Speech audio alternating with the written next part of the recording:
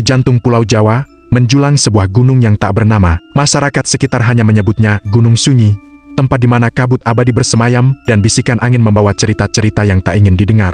Rudi, seorang pendaki berpengalaman, bersama 3 rekannya, Maya, Budi, dan Sinta, memutuskan untuk menaklukkan Gunung Sunyi. Mereka terpikat oleh misteri yang menyelimutinya, sebuah tantangan yang berbeda dari gunung-gunung lain yang pernah mereka daki. Pendakian dimulai dengan lancar. Jalur setapak jelas, hutan rimbun menyambut dengan kicauan burung yang riang. Namun, suasana berubah drastis saat mereka mencapai ketinggian tertentu. Kabut tebal mulai turun, menghalangi pandangan, dan suara-suara aneh mulai terdengar.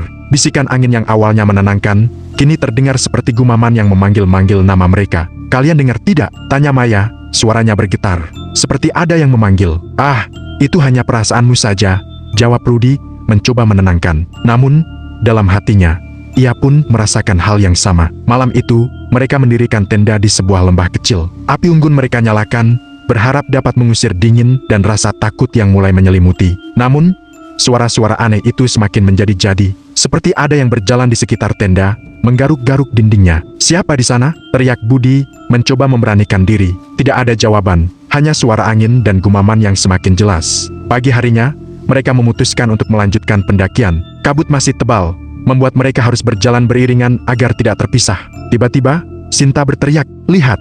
serunya, menunjuk ke arah sebuah pohon besar. Di pohon itu, tergantung sebuah boneka usang. Wajahnya robek, matanya hilang, dan pakaiannya penuh lumpur. Boneka itu terlihat seperti baru saja ditinggalkan, namun orangnya begitu menyeramkan. "Jangan disentuh," seru Rudi, memperingatkan. "Kita tidak tahu apa itu." Mereka melanjutkan perjalanan, mencoba melupakan boneka itu. Namun, perasaan tidak enak terus menghantui. Hingga akhirnya, kejadian yang paling mereka takuti pun terjadi. Saat mereka sedang menyeberangi sebuah sungai kecil, Budi terpeleset dan jatuh.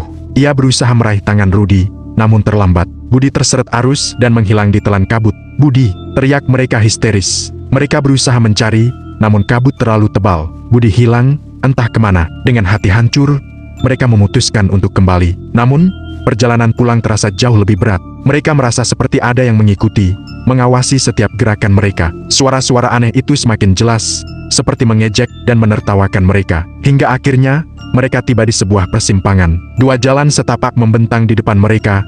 Keduanya terlihat sama. "Kemana kita harus pergi?" tanya Maya, bingung. "Aku tidak tahu," jawab Rudi, putus asa. Semuanya terlihat sama. Saat mereka sedang berdebat, Sinta tiba-tiba berjalan ke arah salah satu jalan setapak. "Sinta, mau kemana?" tanya Rudi. Sinta tidak menjawab. Ia terus berjalan, seperti sedang mengikuti sesuatu. "Sinta, tunggu!" teriak Maya, berusaha mengejar.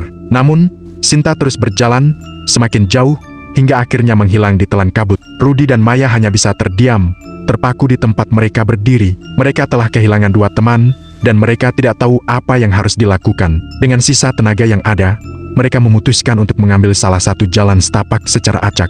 Mereka berjalan terus, tanpa tahu kemana arahnya. Hingga akhirnya, mereka menemukan sebuah gubuk tua. Gubuk itu terlihat kosong dan tidak terawat. Namun, karena sudah terlalu lelah, mereka memutuskan untuk beristirahat di sana. Saat mereka sedang beristirahat, mereka mendengar suara langkah kaki di luar gubuk. Mereka mengintip dari celah dinding, dan melihat seorang wanita tua berdiri di depan gubuk. Wajahnya keriput, matanya cekung, dan rambutnya putih panjang terurai. "Siapa kamu?" tanya Rudi, memberanikan diri. Wanita itu tidak menjawab. Ia hanya tersenyum, menunjukkan gigi-giginya yang kuning dan comprare. "Pergilah," kata wanita itu, suaranya serak. Gunung ini tidak suka orang asing. Rudi dan Maya tidak menunggu lama. Mereka segera berlari keluar dari gubuk dan kembali ke jalan setapak. Mereka terus berlari, tanpa henti, hingga akhirnya mereka tiba di kaki gunung. Mereka selamat, namun mereka tidak pernah melupakan pengalaman mengerikan di Gunung Sunyi. Mereka kehilangan 2 teman, dan mereka membawa pulang cerita yang akan menghantui mereka seumur hidup. Sejak saat itu, tidak ada lagi yang berani mendaki Gunung Sunyi. Gunung itu tetap menjadi misteri, tempat di mana kabut abadi bersemayam dan bisikan angin membawa cerita-cerita yang tak ingin didengar. Setelah berhasil lolos dari Gunung Sunyi, Rudi dan Maya kembali ke kehidupan mereka yang normal. Namun, trauma mendalam membekas dalam jiwa mereka. Setiap malam, mereka dihantui mimpi buruk tentang Budi dan Sinta, tentang kabut tebal, dan tentang wanita tua dengan senyum mengerikan. Rudi mencoba mencari tahu tentang Gunung Sunyi. Ia bertanya kepada para tetua desa, membaca buku-buku kuno, dan mencari informasi di internet. Namun, tidak banyak yang bisa ia temukan. Gunung itu seolah sengaja disembunyikan dari peta dan ingatan manusia. Suatu malam, Saat sedang mencari informasi di sebuah forum pendaki gunung, Rudy menemukan sebuah postingan misterius. Postingan itu berisi sebuah foto lama yang menunjukkan sekelompok pendaki sedang berpose di puncak gunung sunyi. Di belakang mereka, tampak sebuah bayangan hitam besar yang menyerupai sosok manusia. Rudy terkejut. Ia merasa pernah melihat bayangan itu sebelumnya. Ia mencoba mengingat-ingat, dan akhirnya ia sadar. Bayangan itu adalah bayangan yang sama yang ia lihat di mimpi buruknya. Tidak mungkin, gumam Rudy. Ini pasti hanya kebetulan. Namun, rasa penasaran Rudy semakin besar. Ia merasa harus kembali ke Gunung Sunyi untuk mencari tahu apa yang sebenarnya terjadi. Rudy menghubungi Maya, menceritakan tentang foto itu, dan mengajaknya untuk kembali ke gunung. Awalnya, Maya menolak. Ia tidak ingin lagi berurusan dengan tempat terkutuk itu. Namun, setelah dibujuk berkali-kali, Maya akhirnya setuju. Baiklah, kata Maya, dengan suara gemetar. Tapi kita harus berjanji, kita tidak akan melakukan hal bodoh.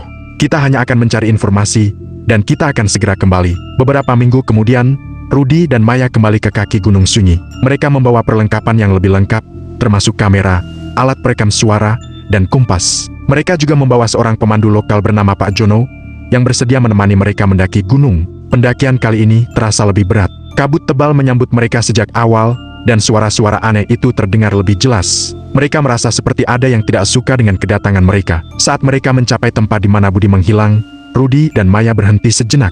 Mereka berdoa untuk keselamatan Budi, dan berharap ia bisa tenang di alam sana. Kita harus kuat, kata Rudy, mencoba menyemangati Maya. Kita harus mencari tahu apa yang sebenarnya terjadi di gunung ini. Mereka melanjutkan perjalanan, mengikuti jalur setapak yang semakin lama semakin menghilang. Pak Jono terlihat gelisah.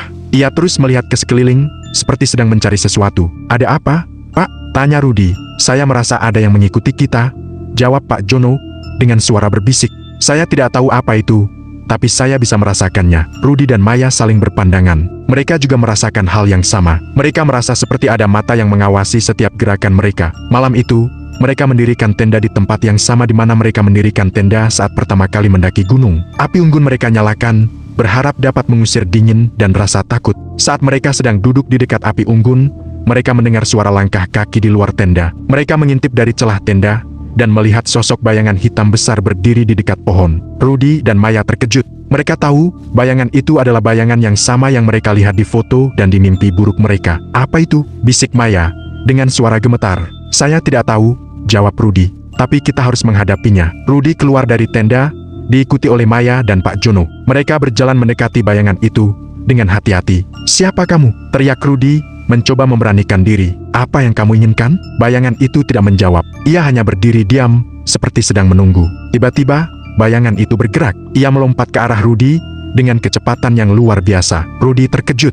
Ia tidak sempat menghindar. Bayangan itu menerjangnya, dan Rudy jatuh terjerembab ke tanah. Maya dan Pak Jono berteriak histeris. Mereka berusaha menolong Rudy, namun bayangan itu terlalu kuat. Ia mencengkeram Rudy dengan erat, dan menariknya ke dalam kabut. Rudy, teriak Maya, dengan air mata berlinang. Jangan tinggalkan aku. Rudy berusaha melawan, namun ia tidak berdaya. Bayangan itu terus menariknya, semakin jauh, hingga akhirnya Rudy menghilang di telan kabut. Maya dan Pak Jono hanya bisa terdiam, terpaku di tempat mereka berdiri. Mereka telah kehilangan Rudy, dan mereka tidak tahu apa yang harus dilakukan. Dengan sisa keberanian yang ada, mereka memutuskan untuk kembali ke kaki gunung. Mereka berlari terus, tanpa henti, hingga akhirnya mereka tiba di desa. Mereka selamat, namun mereka tidak pernah melupakan pengalaman mengerikan di Gunung Sunyi. Mereka kehilangan Rudy, dan mereka membawa pulang cerita yang akan menghantui mereka seumur hidup. Sejak saat itu, tidak ada lagi yang berani mendaki Gunung Sunyi. Gunung itu tetap menjadi misteri, tempat di mana kabut abadi bersemayam, dan bayangan hitam mengintai para pendaki yang berani mendekat. Setelah kejadian mengerikan yang menimpa Rudy, Maya dan Pak Jono kembali ke kehidupan mereka dengan trauma yang lebih mendalam. Maya merasa bersalah karena telah mengajak Rudy kembali ke Gunung Sunyi. Sementara Pak Jono dihantui rasa takut dan keyakinan bahwa gunung itu memang memiliki kekuatan jahat. Maya memutuskan untuk mencari jawaban atas semua misteri ini. Ia mulai menggali lebih dalam tentang legenda Gunung Sunyi, mencari tahu apakah ada cerita rakyat atau mitos yang bisa menjelaskan kejadian-kejadian aneh yang mereka alami. Suatu hari, Maya kembali mengunjungi desa di kaki gunung. Ia mencari wanita tua yang mereka temui di gubuk. Setelah bertanya ke beberapa penduduk desa, akhirnya ia menemukan rumah wanita itu. Rumah itu tampak reot dan tidak terawat, mirip dengan gubuk yang mereka temui di gunung. Maya mengetuk pintu, dan wanita tua itu membukakan pintu dengan tatapan kosong. "Siapa kamu?" tanya wanita tua itu dengan suara serak. "Saya Maya, wanita yang pernah bertemu dengan Anda di gunung," Jawab Maya, saya ingin bertanya tentang gunung ini, tentang semua kejadian aneh yang terjadi di sana. Wanita tua itu terdiam sejenak, lalu mempersilahkan Maya masuk. Di dalam rumah, Maya melihat banyak sekali boneka usang yang tergantung di dinding dan langit-langit. Boneka-boneka itu tampak menyeramkan, dengan wajah robek, mata hilang, dan pakaian penuh lumpur. Maya merasa merinding. Ia teringat boneka yang mereka temukan di pohon saat pertama kali mendaki gunung. Ia yakin, boneka-boneka ini memiliki hubungan dengan semua kejadian aneh di Gunung Sunyi. Boneka-boneka ini, kata Maya, terbata-bata. Apa artinya? Wanita tua itu tersenyum. Boneka-boneka ini adalah jiwa-jiwa yang hilang di gunung. Jawabnya, mereka terjebak di sini selamanya. Maya terkejut. Ia tidak percaya dengan apa yang didengarnya. Jiwa-jiwa yang hilang. Apa maksud Anda? Wanita tua itu mulai bercerita. Ia menceritakan tentang legenda Gunung Sunyi. Tentang bagaimana gunung itu dulunya adalah tempat suci. Tempat para dewa bersemayam. Namun, karena keserakahan dan kesombongan manusia, para dewa murka dan mengutuk gunung itu. Sejak saat itu, Gunung Sunyi menjadi tempat yang berbahaya. Siapapun yang berani mendaki gunung itu akan dihantui oleh roh-roh jahat yang haus darah. Jiwa-jiwa mereka akan terperangkap di dalam boneka selamanya. Lalu, bagaimana dengan bayangan hitam itu? Tanya Maya. Siapa dia? Wanita tua itu terdiam sejenak. Bayangan hitam itu adalah penjaga gunung. Jawabnya, ia adalah roh jahat yang bertugas melindungi gunung dari orang-orang asing. Ia akan melakukan apa saja untuk mengusir mereka, bahkan membunuh mereka. Maya merasa ngeri. Ia mengerti sekarang mengapa Gunung Sunyi begitu berbahaya. Ia mengerti mengapa begitu banyak orang hilang di sana. Lalu, apa yang harus saya lakukan? Tanya Maya. Bagaimana cara menghentikan semua ini? Wanita tua itu menggelengkan kepala. Tidak ada yang bisa menghentikan ini, jawabnya. Kutukan itu sudah terlalu kuat. Satu-satunya cara untuk selamat adalah dengan menjauhi gunung itu. Jangan pernah kembali ke sana lagi. Maya mengangguk. Ia mengerti. Ia tidak bisa melawan kekuatan jahat yang ada di Gunung Sunyi. Ia hanya bisa menjauh dan berharap tidak ada lagi orang yang menjadi korban. Maya berpamitan kepada wanita tua itu dan kembali ke rumahnya. Ia membawa pulang cerita yang akan menghantuinya seumur hidup. Sejak saat itu, Maya tidak pernah lagi mendaki gunung. Ia menghabiskan sisa hidupnya untuk memperingatkan orang-orang tentang bahaya Gunung Sunyi. Ia berharap, dengan menceritakan kisah ini, ia bisa mencegah orang lain menjadi korban. Namun, legenda Gunung Sunyi tetap hidup. Orang-orang terus bercerita tentang gunung terkutuk itu, tentang kabut tebal, tentang bayangan hitam, dan tentang boneka-boneka yang menyimpan jiwa-jiwa yang hilang. Dan Gunung Sunyi tetap berdiri, menjulang tinggi di tengah Pulau Jawa, menunggu korban berikutnya. Setelah mendengar cerita dari wanita tua, Maya terobsesi untuk mencari tahu lebih dalam tentang asal-usul kutukan Gunung Sunyi dan bagaimana proses jiwa-jiwa bisa terperangkap dalam boneka. Ia kembali ke perpustakaan desa, mencari buku-buku kuno yang mungkin menyimpan informasi lebih detail. Setelah berhari-hari mencari, Maya menemukan sebuah buku tua yang ditulis dalam bahasa Kawi kuno. Dengan bantuan seorang ahli bahasa, Maya berhasil menerjemahkan sebagian isi buku tersebut. Buku itu menceritakan bahwa Gunung Sunyi dulunya adalah tempat suci bagi sebuah kerajaan kuno. Di puncak gunung, terdapat sebuah kuil megah yang didedikasikan untuk para dewa. Setiap tahun, kerajaan itu mengadakan upacara besar untuk menghormati para dewa dan memohon berkah. Namun, suatu ketika, raja kerajaan itu menjadi sombong dan serakah. Ia mulai mengabaikan para dewa dan lebih mementingkan kekayaan dan kekuasaannya. Ia bahkan memerintahkan untuk membangun patung dirinya sendiri di dalam kuil, menggantikan patung para dewa. Para dewa murka melihat kesombongan raja. Mereka mengirimkan bencana alam yang dahsyat, menghancurkan kerajaan itu dan mengubah kuil menjadi reruntuhan. Gunung Sunyi pun dikutuk menjadi tempat yang angker dan berbahaya. Buku itu juga menceritakan tentang ritual boneka. Menurut legenda, para pendeta kerajaan kuno memiliki kemampuan untuk memanggil dan mengendalikan roh-roh halus. Mereka menggunakan boneka sebagai wadah untuk menampung roh-roh tersebut. Ketika kerajaan itu dihancurkan, para pendeta mencoba menyelamatkan diri dengan melarikan diri ke gunung. Namun, mereka dikejar oleh para prajurit raja yang setia. Dalam keputusasaan, para pendeta melakukan ritual terakhir. Mereka memanggil semua roh yang mereka kendalikan dan mengikat mereka ke dalam boneka-boneka. Para pendeta berharap, dengan mengikat roh-roh itu ke dalam boneka, mereka bisa melindungi gunung dari orang-orang jahat. Namun, ritual itu memiliki efek samping yang mengerikan. Jiwa-jiwa para pendeta dan para prajurit yang mati dalam pertempuran juga ikut terperangkap di dalam boneka. Sejak saat itu, boneka-boneka itu menjadi terkutuk. Mereka membawa energi negatif dan menarik roh-roh jahat ke Gunung Sunyi. Siapapun yang menyentuh atau memiliki boneka itu akan dihantui oleh roh-roh tersebut. Maya terkejut dengan apa yang ia baca. Ia mengerti sekarang mengapa boneka-boneka itu begitu menyeramkan. Ia mengerti mengapa wanita tua itu menyimpan begitu banyak boneka di rumahnya. Maya memutuskan untuk mencari tahu lebih banyak tentang ritual boneka. Ia mengunjungi wanita tua itu lagi dan memohon agar ia menceritakan lebih detail tentang ritual tersebut. Awalnya, wanita tua itu menolak. Ia takut, jika ia menceritakan terlalu banyak, ia akan membangkitkan kemarahan roh-roh jahat. Namun, setelah dibujuk berkali-kali, wanita tua itu akhirnya setuju. Wanita tua itu menceritakan bahwa ritual boneka adalah ritual yang sangat berbahaya. Ritual itu membutuhkan persiapan yang matang dan pengetahuan yang mendalam tentang dunia gaib. Jika dilakukan dengan tidak benar, ritual itu bisa berakibat fatal. Wanita tua itu juga menceritakan bahwa ada cara untuk membebaskan jiwa-jiwa yang terperangkap di dalam boneka. Namun, cara itu sangat sulit dan membutuhkan pengorbanan yang besar. Maya mendengarkan dengan seksama setiap kata yang diucapkan oleh wanita tua itu. Ia merasa ia memiliki tanggung jawab untuk membebaskan jiwa-jiwa yang terperangkap di dalam boneka. Ia merasa ia harus mengakhiri kutukan Gunung Sunyi. Namun, bagaimana caranya? Apakah ia memiliki keberanian dan kekuatan untuk menghadapi roh-roh jahat yang menghuni gunung itu? Apakah Maya akan mencoba membebaskan jiwa-jiwa yang terperangkap dalam boneka? Atau apakah ia akan menyerah dan membiarkan kutukan Gunung Sunyi terus berlanjut?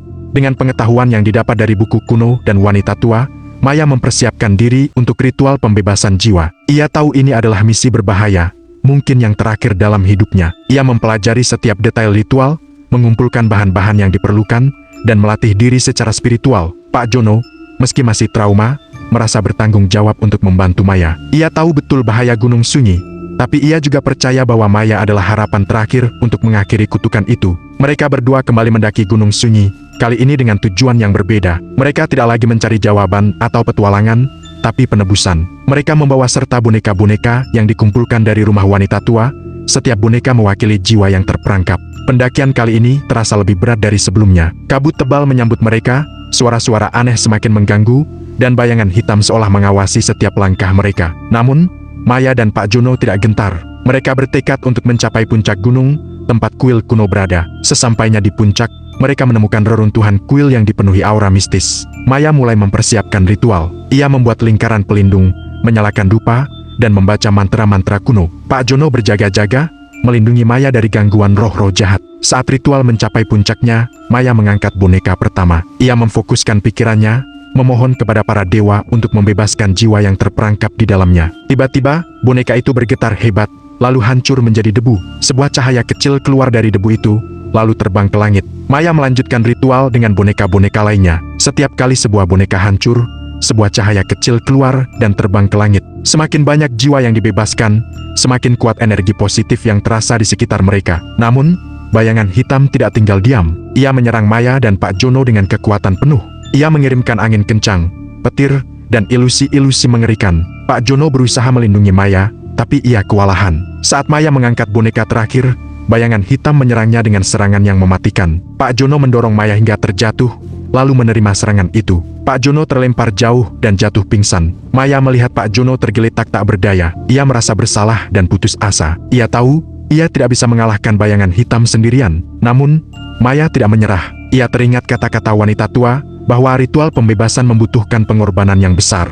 Maya tahu apa yang harus ia lakukan. Dengan air mata berlinang, Maya menghancurkan boneka terakhir. Sebuah cahaya terang benderang keluar dari boneka itu, menyilaukan mata. Cahaya itu menyebar ke seluruh gunung, mengusir kabut dan kegelapan. Bayangan hitam menjerit kesakitan. Ia tidak tahan dengan energi positif yang begitu kuat. Bayangan itu mulai mengecil dan menghilang selamanya. Saat cahaya meredup, Maya melihat sekelilingnya. Gunung Sunyi tidak lagi tampak menakutkan. Reruntuhan kuil dipenuhi bunga-bunga indah, dan suara burung berkicau riang. Maya mendekati Pak Jono dan membangunkannya. Pak Jono terkejut melihat perubahan yang terjadi di gunung. Ia tidak percaya.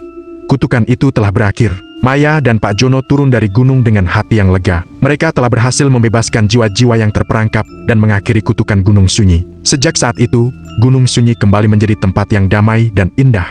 Orang-orang mulai mendaki gunung itu lagi, bukan untuk mencari petualangan atau misteri, tapi untuk menikmati keindahan alam dan kedamaian spiritual. Dan Maya, ia menjadi pahlawan bagi masyarakat sekitar. Ia dikenang sebagai wanita pemberani yang telah mengorbankan segalanya untuk mengakhiri kutukan Gunung Sunyi. Kisahnya diceritakan dari generasi ke generasi, sebagai pengingat akan kekuatan kebaikan dan pengorbanan.